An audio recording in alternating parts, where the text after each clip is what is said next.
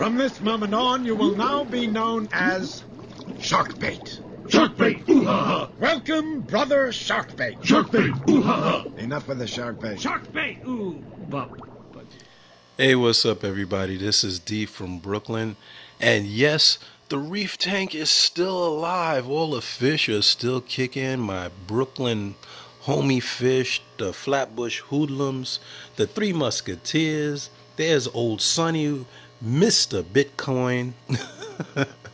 Sonny's like, every time I look at you, you look at me like you want to take me to the bank. But yeah, the tank is doing good. I've been really busy with everything going on, working in the public sector, keeping busy. Don't have the luxury of staying home like a majority of the world. So it's been hard shooting some videos, but of course I always find time because this is what brings me joy. So figured while the house is peaceful and tranquil, I give you guys a walkthrough 125. And everything's doing good. As I mentioned in the Reef and Collective Saturday night, this tank is running for quite a few years. And I'm hitting you with the glare because I'm doing a little walk around. It's running more than 20 years. It's been through all kind of evolutions. I've taken everything out. I've had hard coral in there, soft coral in there.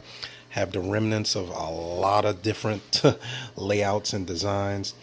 And I figure I'll show you the tank while it's waking up because I get tired of showing all this perfect pictures and people wait until everything's polyps extending and all of this stuff to give the average user an idea of what your tank is going to look like so you guys don't run around and panic.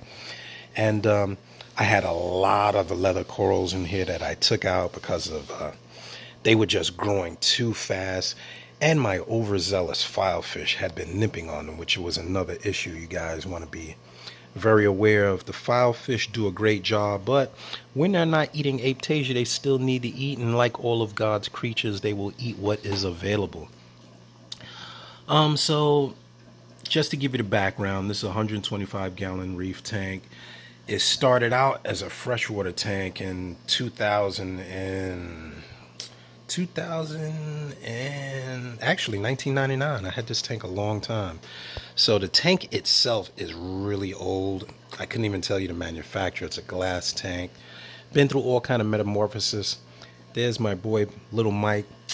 Shout out to my buddy Kev that gave me Little Mike.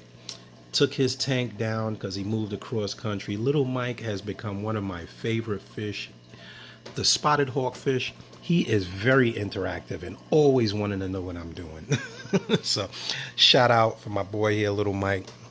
But the tank is 125 gallons, so it's 6 feet by 2 feet high and I believe 19 inches front to back. My sump has been through many metamorphoses. I've built several. This is probably the third generation. I'm going to take you for a little shot here. Nothing perfect. It is a 30-gallon high tank. I'm going to crawl down here so you guys can see what's going on. Very simple. My refugium lights just cut off, but you can see right there my refugium. Full. As you can tell, it is full of chaeto, which I'll take out later. Basically, filter floss here. The water's running through the filter floss. Then I have biomedia here. Just my own little tower. I used to have a trickle tower here which sat on top, and I just got tired of that because it made it hard to remove my protein skimmer. So biological filtration, one of the most important aspects of the saltwater tank. Keeping that biodiversity and keeping your livestock alive, really critical to have that good bacteria and a good place to live. I use filter floss, which you can see in pad, nothing fancy. I pull it out, toss it, put it back in. Takes me all of about 10 seconds. And one of the things a lot of people don't have is I keep live rock in here. I'll tell you why I started doing that. I have biomedia, but I keep live rock in there. Anytime I want to start another tank, like I'm doing a project, I can basically go in there, take one of those rocks, move it into the tank, or I can actually switch out one of the rocks from the main tank if I get tired of it or I want to change the layout, and I can move it down here. It'll whiten up again, and it always stays as part of the ecosystem of the tank. And that's one of the reasons I keep biomedia in here. I keep biomedia. I'm starting another system in the basement, so I pull that out and I'm ready to go. Nothing, no waiting. This is a SCA Aquatic skimmer, which has been doing an excellent job.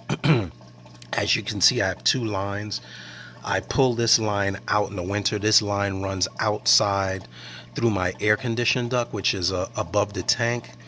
And this is the line for the winter time. I can switch them, whatever, but keeps my pH controllable. The refugium, which is not on right now, is run by one of the Tunzi refugium lights. Not even refugium light, it's a Tunzi. Yeah, this is the refugium light, right? The Tunzi light is completely waterproof, does an excellent job growing Chaeto. If I get a handful, tons and tons of Chaeto. Probably have to harvest that in another couple of days, but tons and tons of Chaeto. Now I did a good job because now my hands are wet. But what's a fish tank without wet hands? So, and my old Mag 7 return pump, which has been running for, I don't even want to say how long, because it is running a long time. So that is the undercarriage of the tank. And the simplest, oh, I didn't tell you, I have a reactor, carbon reactor, which is actually right there. My carbon running through there. Really don't even run it all the time, but if I do some water polishing, it's all ready to go. So that is pretty much the heart of the tank. And let me tell you about the most important aspect of my tank, which is my fish. I know some people say, oh, the reef, I love the coral. I am a fish guy. My fish are my babies. Here comes little Mike. He's gonna go sit in his favorite spot. As you can see, he follows me like a puppy, little Mike. This is Sunny, my yellow tang. My Sunny is about 7 years old. Gracie, which was a rescue, which is my maroon clown. Gracie is a big old puppy dog. Gracie was named Gracie because she was actually gray when I found her. I got her at the local pet stop, Thousand Island. They brought her in. She wasn't looking good at all. It was completely gray. I never saw a gray maroon clown. I thought it was some hybrid, but brought her home, nursed her back to health. As you can see, she's just really beautiful fish and docile, no fighting, doesn't bother anybody. And paired up with my other maroon, which is down in their little cave that I built. And that's Red. You can't really see Red. Red only comes out to eat, but if I can get under there, you can see the glasses and the purr. There you go, Red. Say hello. Okay, and there's Mrs. Griffin, as my kids named her, my sailfin tang. It's not a Fiji or Red Sea tang, just a plain old sailfin tang. Been with us for about, how long you been there? About a year, Sunny. This was not my first yellow tang. My other tang I had from 2003 died right before getting this one, and it was really sad, and I had to get another one because the kids were taking it hard. But then I picked up Mrs. Griffin, which is about 6 years old or 7 years old as well. Now, the real stars of the show are my aquatic hoodlums. I have 3 4-striped dimsels, and they're gonna hide now because they see me over here making a whole bunch of hustle. Let me see if I can get them out. So as you can see, there's my boy Larry, there's his brother Daryl, and then his other brother Daryl. And those are who I call the striped hoodlums. I've had those guys the longest. They're about 15 years I've had those guys. 2 was a rescue.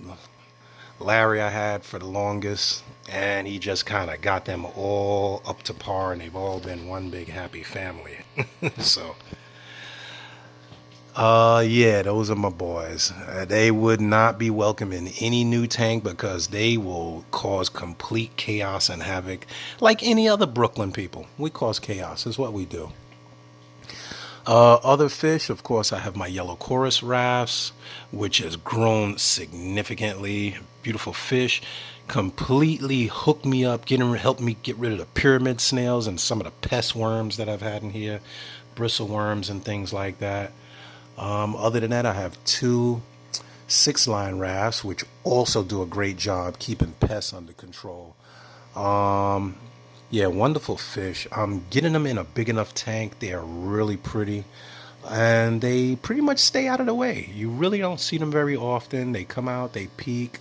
There's one peeking right now, right behind the mushroom. He darts in and out.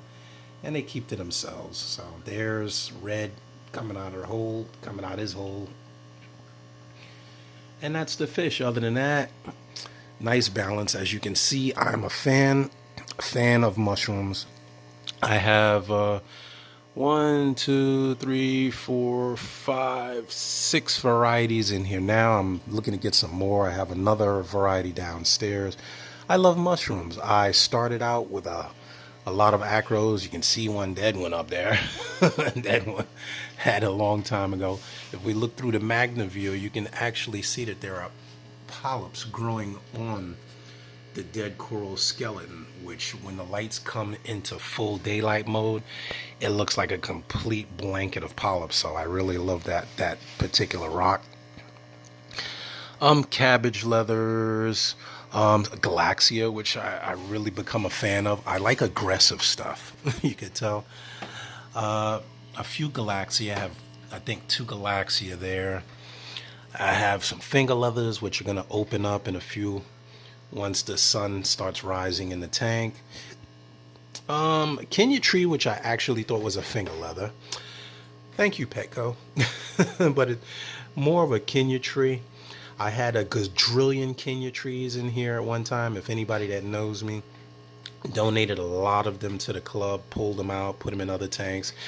Good beginners coral if you can keep them under control, just like anything else. And just maintaining balance. The rest of the tank is pretty much zoas. I have a zillion zoas. Zoas open here, zoas open here, zoas open back there. I have green pallies, yellow pallies. I have a whole colony spreading over there now.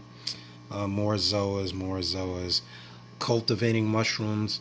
This is my little soup bowl cultivation for mushrooms. The poor man's mushroom cage. The soup bowl. I just put some rock rubble in there, attach a mushroom, then I'm ready to bring it to the store or donation or whoever I want to give it to. And that's it. Easy to keep corals. Toadstools, things of that nature. Very simple. Some more zoas. There's zoas. There's another variety of mushroom, pretty green and purple. This used to be the Smurf Village. I removed a lot of them because they were really all over the place and accidentally brought them downstairs, and now they're completely growing like crazy downstairs. But really simple, easy to keep. It's not spectacular. Is it the best tank on God's green earth? No. Good old-fashioned overflow boxes. Like I said, the tank is very old and running longer than probably most people have been in the hobby.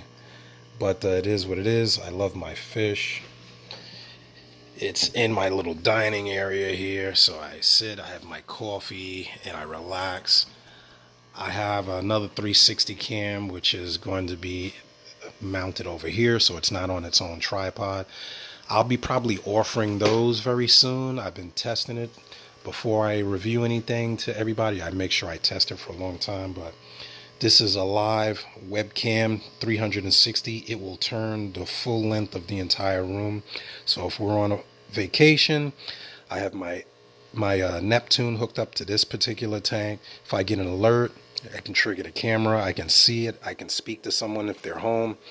I get a full live view of the entire tank, sump, and everything else. So when I review that, I'll probably try to offer those to you guys at a good price. And that's the tank. So everything running, just giving you guys an update. Thank you for following. People that have followed a long time have seen I've done all kind of things with this tank. If you're not a subscriber, hit that subscribe button now. This is D, signing out.